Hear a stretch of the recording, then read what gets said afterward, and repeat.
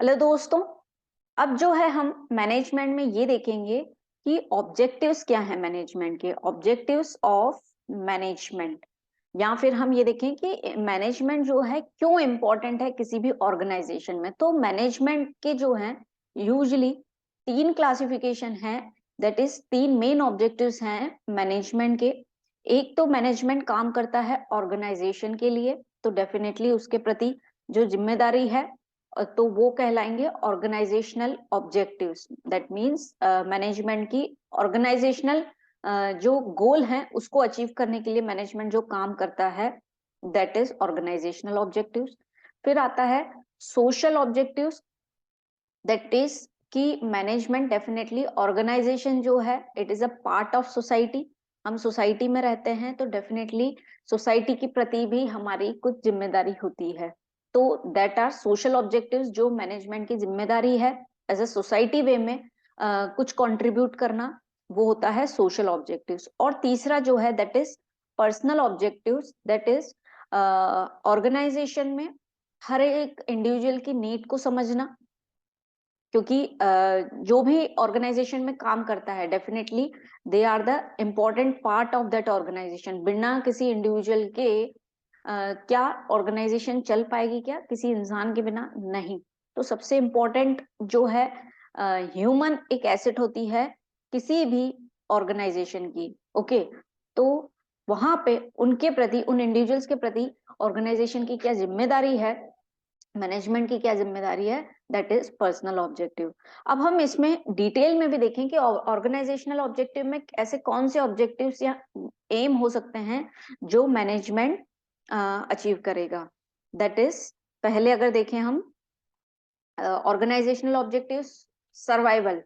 Organisational objective का सबसे पहले यदि हमने कोई ऑर्गेनाइजेशन स्टार्ट की है या कोई बिजनेस चालू किया है तो सबसे पहले हम क्या चाहेंगे कि वो बिजनेस जो है एटलीस्ट सरवाइव करे, वो क्या रहे, चलता रहे लॉन्ग टर्म तक। कि हम ऐसा कुछ सोचते हैं कि बिजनेस चालू किया और उसको बंद करना है? नहीं, हम ये चाहेंगे कि हमारा बिजनेस जो है लगातार चलता रहे। तो पहला ऑर्गेनाइजेशन ऑब्जेक्टिव, मैनेजमेंट का सबसे पहला ऑब्जेक्टिव यही होता है ऑर्गेनाइजेशन के प्रति कि हमारा जो भी बिजनेस है वो सिर्फ सतत सर्वाइवल रहे, दैट मीन्स सतत चलता रहे लॉन्ग टर्म तक। ओके, जब बिजनेस ऐसी कंडीशन पे आ गया है कि वो अब चलता रहेगा, उसके बाद जो है हम देखें तो ऑब्जेक्टिव आता है प्रॉफिट का।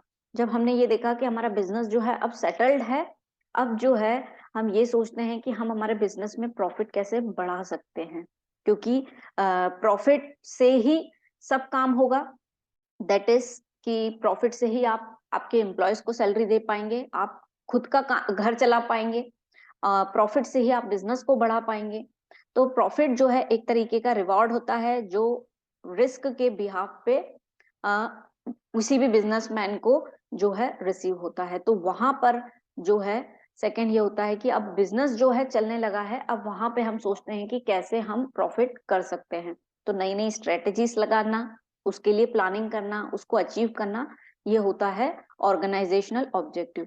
फिर बिजनेस चल रहा है, अब हम प्रॉफिट भी कमा रहे हैं, तो अब ऑर्गेनाइजेशनल ऑब्जेक्टिव ये हो जाता है कि वो ग्रो होना चाहिए। दैट मीन्स हमारा बिजनेस जो है क्या होना चाहिए, एक्सपांड होना चाहिए। यस और नो? तो हम यही चाहेंगे, बिजनेस चल रहा है, लगातार चल रहा है, अब हम अच्छा खासा प्रॉफिट भी अर्न कर रहे हैं, तो इसका मतलब ये होना चाहिए अब कि अब हम जो है हमारे बिजनेस की ग्रोथ चाहते हैं। दैट मीन्स हम चाहते हैं कि अब हमारा बिजनेस जो है आगे बढ़े, एक्सपांड करे। तो या तो हम और ज्यादा प्रोडक्ट्स बढ़ाते हैं या उन्हीं प्रोडक्ट्स को और मार्केट में फैलाते हैं, तो अलग अलग स्ट्रेटेजीज अडॉप्ट करते हैं। तो ऑर्गेनाइजेशनल ऑब्जेक्टिव्स जो हैं वो तीन होती हैं friends, that is survival, profit and growth. इसको हमने एक दूसरे से कनेक्ट इसीलिए किया है ताकि हम उसको जो है याद रख पाए कि ऑर्गेनाइजेशनल ऑब्जेक्टिव्स जो है किसी भी ऑर्गेनाइजेशन के तीन होते हैं कि वो सर्वाइवल पे काम करती है सबसे पहले, देन प्रॉफिट अर्निंग पे, और उसके बाद जो है वो जब ये सब चीजें पर्याप्त हो जाती है तो फिर ग्रोथ के लिए काम करती है कि अब हमें लंबे समय तक टिकना है तो उसके लिए हमें एक्सपांड करना पड़ेगा इन द मार्केट। ठीक है, अब सोसाइटी के प्रति मैनेजमेंट के क्या ऑब्जेक्टिव्स होते हैं, that are qualitative products. Definitely यदि हम सोसाइटी में रहते हैं हम बिजनेस चला रहे हैं, सोसाइटी में हम सोसाइटी के ही बहुत सारे रिसोर्सेस को यूज करते हैं, चाहे वो ह्यूमन रिसोर्सेस हो, चाहे फिजिकल रिसोर्सेस हो। बहुत सारे ऐसे रिसोर्सेस हैं जो हम सोसाइटी के यूज करते हैं। तो हमारी भी ये जिम्मेदारी बनती है एज एन ऑर्गेनाइजेशन कि हम क्वालिटी प्रोडक्ट्स जो हैं वो प्रोवाइड करें हमारे कस्टमर्स को। ओके, फिर जो है क्वालिटी प्रोडक्ट्स तो प्रोवाइड करें, साथ में जो है फेयर प्राइस भी चार्ज करें, दैट इज रीजनेबल, या फिर फेयर प्राइस भी हम ऑर्गेनाइजेशन को देना चाहिए उनके कस्टमर को। ये उनकी सोसाइटी के प्रति जो है ऑब्जेक्टिव। एम्प्लॉयमेंट अपॉर्चुनिटी, डेफिनेटली हम रिसोर्सेज यूज कर रहे हैं बहुत सारे किसी भी ऑर्गेनाइजेशन के। तो उससे क्या होगा, हमने ये देखा कि बिजनेस चल रहा है तो वहां पे क्या होगा, कहीं ना कहीं एम्प्लॉयमेंट अपॉर्चुनिटीज जनरेट होंगी, लोग रिक्वायर्ड रहेंगे हमें ऑर्गेनाइजेशन में काम करने के लिए। तो हम एक तरीके का सोसाइटी को ये भी कंट्रीब्यूट कर रहे हैं कि हम अपने बिजनेस के थ्रू एम्प्लॉयमेंट अपॉर्चुनिटीज बढ़ा रहे हैं। तो ये भी सोसाइटियल ऑब्जेक्टिव्स है। फिर अगर हम नेक्स्ट अगर बात करें इकोनॉमिक वेल्थ, जब हमने एम्प्लॉयमेंट अपॉर्चुनिटीज बढ़ाई हैं, हमने क्वालिटेटिव प्रोडक्ट्स दिए हैं, रीजनेबल प्राइस पे जो है हम अपना काम कर रहे हैं, कहीं ना कहीं उसके बाद यदि हम बात करें बड़े लेवल पे, तो कहीं ना कहीं हम कंट्रीब्यूट कर रहे हैं हमारे नेशन को। ऑब्वियस सी बात है, हम जीडीपी में कंट्रीब्यूट कर रहे हैं, जीएनपी में कंट्रीब्यूट कर रहे हैं, दैट इज हमारी नेशनल इनकम जो है, कहीं ना कहीं हमारी पर्सनल इनकम अगर बढ़ेगी तो हम टैक्सेस पे करेंगे, एंड विद दैट हम जो है हमारे नेशन की इनकम में जो है कंट्रीब्यूट कर रहे हैं। इस तरीके से जो है हमारी इकोनॉमिक वेल्थ जो है वो भी बढ़ेगी। इकोनॉमिक वेल्थ के बाद अगर बात करें, that is educational, health and vocational training. क्या हुआ इसका मतलब कि सोसाइटी के लिए हमें काम करना है, तो पर्टिकुलरली यदि कोई ऑर्गेनाइजेशन है तो वो जहां पे भी काम कर रही है तो उसके आसपास के लोगों को किस तरीके से कंट्रीब्यूट कर रही है, may be in the form of educational facilities दे दे वहां के लोगों को, या हेल्थ, या कुछ ट्रेनिंग्स दे दे, जिससे जो है उनकी ओवरऑल पर्सनालिटी डेवलप हो। For example, steel authority India का प्लांट है मुंबई में, और डेफिनेटली यदि कोई प्लांट है, कोई फैक्ट्री है, तो वो आउट ऑफ द सिटी रहती है ना, सिटी से बहुत दूर रहती है। तो जो वहां के लोग हैं, जो वहां पर रहते हैं, उन पर्टिकुलर लोगों को वो फैसिलिटीज प्रोवाइड करवाना, यस और नो, कैसी फैसिलिटीज प्रोवाइड करना, एजुकेशनल फैसिलिटीज में भी स्कूल खुलवा दिया, वहां के लोगों के जो बच्चे हैं वो वहां पे पढ़ पाए, या कुछ हेल्थ रिलेटेड हॉस्पिटल फैसिलिटीज हमने प्रोवाइड करवा दी, या किसी तरीके की ट्रेनिंग प्रोवाइड करवा दी। तो ये होता है एक तरीके से सोसाइटी के प्रति कंट्रीब्यूशन, एंड इसे ही हम कहते हैं सोशल ऑब्जेक्टिव।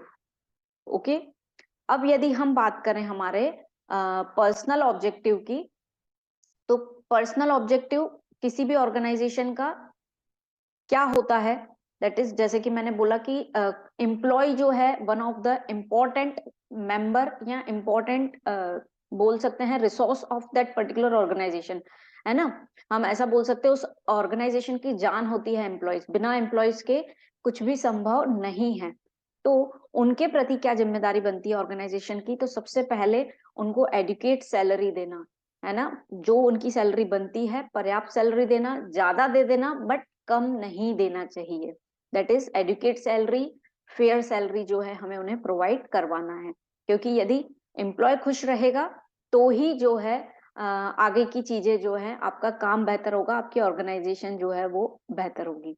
नेक्स्ट पॉइंट जो हमें दिख रहा है, that is good working conditions, उनको काम करने की अच्छी प्लेस देना, उनकी जहां पर वो काम कर रहे हैं वहां पर साफ सफाई का ध्यान देना, ताकि जो है वो अच्छे से जो है काम कर पाए, सो दैट कि प्रॉपर वर्किंग कंडीशंस रहेंगी। यदि मशीनरी चल रही है तो ये ध्यान देना कि एक्सीडेंट होने के कुछ चांसेस तो नहीं है, उनकी सेफ्टी का ध्यान रखना। इस तरीके से जो है हम पर्सनल ऑब्जेक्टिव्स अटेंड कर पाएंगे।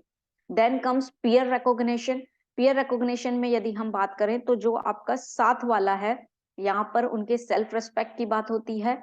यहाँ आपके साथ वाले ने कुछ अच्छा काम किया है तो उसको अप्रिशिएट कीजिए, उसको मोटिवेट कीजिए, ताकि जो है वो और बेहतर काम कर पाए। यस और नो? यस।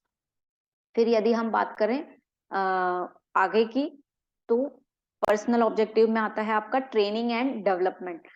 उन्हें ट्रेनिंग्स प्रोवाइड करना, डेवलपमेंट, ओवरऑल पर्सनालिटी उनकी डेवलप हो उस तरीके से उनको हेल्प आउट करना। अलग अलग ट्रेनिंग्स में मे बी पर्सनालिटी डेवलपमेंट की ट्रेनिंग हो सकती है जो उनकी ओवरऑल पर्सनालिटी को ग्रूम करे, क्योंकि कहीं ना कहीं वो कंट्रीब्यूशन जो है ऑर्गेनाइजेशन में ही देंगे, है ना। यदि हम उनके इंडिविजुअल लेवल पे उनको हेल्प कर रहे हैं तो उनका व्यक्तित्व का अगर निखार होगा तो कहीं ना कहीं वो हमारे ऑर्गेनाइजेशन में ही हमें काम आएगा। तो ये जो है पर्सनल ऑब्जेक्टिव्स होते हैं। इसके अलावा सोशल रिकॉग्निशन, यदि वो कुछ बहुत अच्छा काम कर रहा है तो उन्हें एज ए सोसाइटी में उस चीज को रिकॉग्नाइज करवाना, उनको अप्रिशिएट करना, मे be in the form of अलग अलग रिवॉर्ड्स हो सकते हैं। जैसे कि उनको अ, हम बोल दें कि किसी तरीके का अवार्ड सेरेमनी जैसे ऑर्गेनाइजेशन की होती है वहां पे उनको सम्मानित करना। ओके, तो किसी भी फ्रंट पे उन्हें एक तरीके से रेस्पेक्ट देना, रिकॉग्निशन देना, जहां पर उन्होंने काम किया है उस चीज के लिए उन्हें प्रेरित करना, मोटिवेट करना, डायरेक्ट करना, ये सब चीजें जो है सोशल रिकॉग्निशन में आती हैं। तो ये जो हैं सभी के सभी जो हैं हम बोल सकते हैं this are the personal objectives of the organization. Yes और नो? यस। तो ये हैं हमारे तीनों ऑब्जेक्टिव्स ऑफ ऑर्गेनाइजेशन, जिसमें हमारा ऑर्गेनाइजेशन का ऑब्जेक्टिव आता है सबसे पहले, फिर आता है सोसाइटी के प्रति एंड देन आता है पर्सनल। तो इसमें से डेफिनेटली ऑब्जेक्टिव्स पूछे जा सकते हैं कि इनमें से कौन कौन सा ऑब्जेक्टिव है। आएंगे बहुत simple simple question, general questions आएंगे, बट यदि हमें उसकी थ्योरी का नॉलेज होगा तो हम डेफिनेटली एग्जाम में अटेंड कर पाएंगे। ओके, सो ये ऑब्जेक्टिव्स हैं और हम जो है अब नेक्स्ट टॉपिक देखते हैं।